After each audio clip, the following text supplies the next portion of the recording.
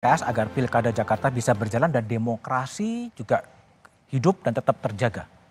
Ya sebetulnya kalau dari 40 hari yang lalu memang Nasdem dan PKB sudah mengeluarkan surat rekomendasi sudah selesai ya. Tetapi karena itu tidak kunjung sehingga memang opsi-opsi itu sangat terbuka. Tetapi bagi kami memang komunikasi ini harus dibuka oleh siapapun. Jadi saya mau meyakini bahwa komunikasi yang baik adalah komunikasi yang jujur. Didasari oleh trust dan respect. Sehingga apapun yang terjadi baiknya memang ketemu. Jadi memang para pimpinan partai lebih banyak berkomunikasi satu dengan yang lain. Apa yang akan terjadi ke depan sebaiknya seperti apa. Itu sebetulnya kunci utamanya. Ketika saluran itu tidak terjadi memang akan sulit bagi kita ya. Sehingga bagi PKS Presiden PKS Pak Ahmad Syaihu menekankan silaturahim kebangsaan. Maka beliau sangat menekankan pentingnya silaturahim. Maka ketika ada terhambat silaturahim, komunikasi, maka disitulah bagi kami selalu ada tanda tanya, ada apa. Dan tentu sekali lagi opsi-opsi itu akan terbuka, kami tentu ingin memberikan yang terbaik untuk warga Jakarta. Oke, Bung Eriko? Ya, masih ada waktu kurang lebih 3 minggu lagi.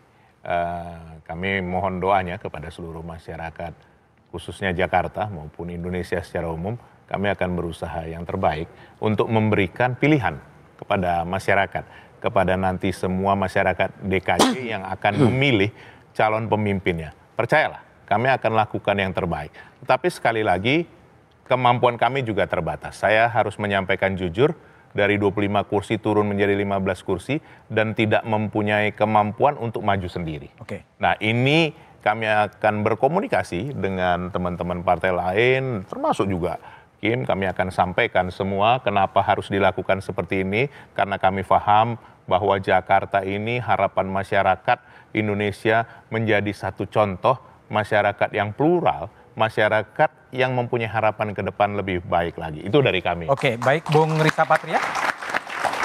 Bagaimana menjaga demokrasi? Jadi Pilkada 2024 ini adalah Pilkada serentak nasional yang pertama. Saya ingin melalui forum ini mengajak seluruh masyarakat Indonesia, mari kita pastikan agar Pilkada ini berjalan aman, lancar, damai, luber, dan sebagainya. Dan yang kedua juga, mari kita pastikan kita pilih pemimpin-pemimpin yang memiliki integritas.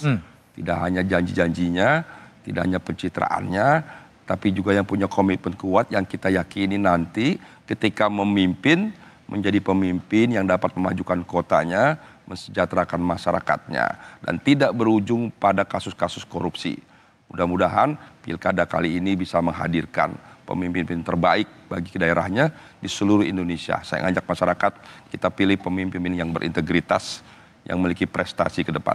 Oke, Bung Ded, Golkar memandang kalau Pilkada Jakarta terpaksa harus dengan kotak kosong. Gimana sih? Jadi gini, pemerintahan ke depan ini adalah pemerintahan keberlanjutan. Melanjutkan semua program yang telah dimulai oleh Presiden Jokowi untuk dilanjutkan, diselesaikan, dan disempurnakan. Untuk itu bisa benar rampung, itu bisa tercapai objektivitas tersebut membutuhkan suatu kesinambungan dan juga sinergi yang kuat antara pemerintah pusat dan daerah. Dan di dalam pilkada ini, pilkada serentak yang dilakukan di seluruh Indonesia, ini adalah satu tahap untuk memastikan itu bisa tercapai. Jadi pemerintahan itu harus nyambung, komunikasi harus intens dan pemikirannya harus sama sehingga bisa melanjutkan dan menyelesaikan dan menyempurnakan semua program-program tersebut. Nah khusus untuk di DKI, kita masuk di era baru, sistem yang baru, dan juga semangat yang baru, kita yakinkan bahwa calon yang berikan itu adalah yang terbaik, dan kita tidak akan berangus demokrasi, justru kita akan menjaga dan juga merawat dan membangun demokrasi yang lebih kuat dan lebih baik ke depannya. Oke, baik. Effendi Koiri. Supaya lebih sempurna, selain ada keberlanjutan, itu adalah perubahan. Loh iya dong. Jadi kalau berlanjut tapi gak ada perubahannya itu aja monoton gitu. Baik, Jakarta harus menjadi contoh di dalam menampilkan figur dan perilaku para pimpinan partai untuk memberi contoh.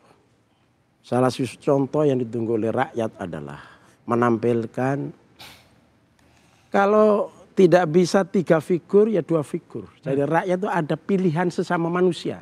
Sesama manusia? Ya, sama manusia.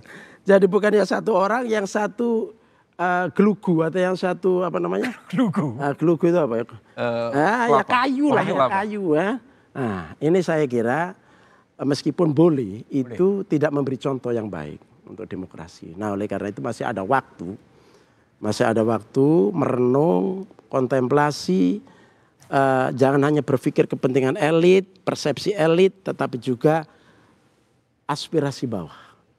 Aspirasi bawah ini harus diagregasi, harus ditampilkan dengan figur pilihan yang kira-kira mereka memang ya sesuai dengan hasil survei.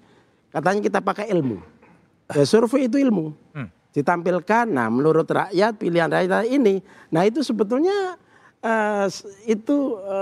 ketika kita sudah survei kemudian hasilnya apa, itu sebetulnya ilmu yang harus kita laksanakan. Oke, baik. Itu saya kira. Mas Umam, tadi kalau ngikutin logika Gus Coy, survei sudah memunculkan, tapi kemudian kenapa survei sekarang nggak dipakai ya? Ya, karena elektabilitas itu hanya satu variabel kecil. Ada kekuatan besar dalam konteks ini veto player yang kemudian menentukan bagaimana kalkulasi dinamika koalisi bisa terbentuk. Nah, oleh karena itu ini sekaligus menjadi refleksi ya bagi partai-partai politik. Sekali lagi, political sovereignty, kedaulatan politik itu seharusnya dipegang penuh, bukan kemudian dinegosiasikan, dikompromikan dengan hal-hal yang sifatnya jangka pendek. Nah, oleh karena itu ke depan tentu semua dibutuhkan perbaikan dalam konteks sistem tadi, dalam konteks komitmen, termasuk yang terpenting adalah komitmen untuk menjaga demokrasi. Kalau misal kemudian tidak ditata dengan baik, ingat Bung Hatta itu pernah menulis bahwa praktik berdemokrasi itu kalau misal kemudian dilakukan sedemikian rupa justru bisa membunuh demokrasi itu sendiri. Nah, dalam konteks fenomena kota kosong, meskipun itu juga demokratis, tetapi dalam konteks tatanan demokrasi itu berpotensi kemudian memberangus prinsip-prinsip dasar demokrasi, tidak memberikan ruang yang setara bagi masyarakat untuk memilih dan sebagainya. Dan yang terpenting, tadi poin yang disampaikan oleh Bang Arezia saya pikir cukup penting ya, karena kita pemilu pilkada itu hanya satu aspek, tetapi ada yang lebih penting. Desentralisasi itu harusnya menghadirkan local good governance. Tapi yang menjadi problem, realitasnya desentralisasi itu hanya melahirkan decentralized corruption. Dan itu terjadi di mana-mana. Nah, oleh karena itu bagaimana kemudian local good governance bisa terbentuk bukan sekedar koalisi besar, tetapi di situ adalah isinya baku atur kepentingan yang kemudian melahirkan barter-barter yang tidak berdampak pada publik dan masyarakat kita.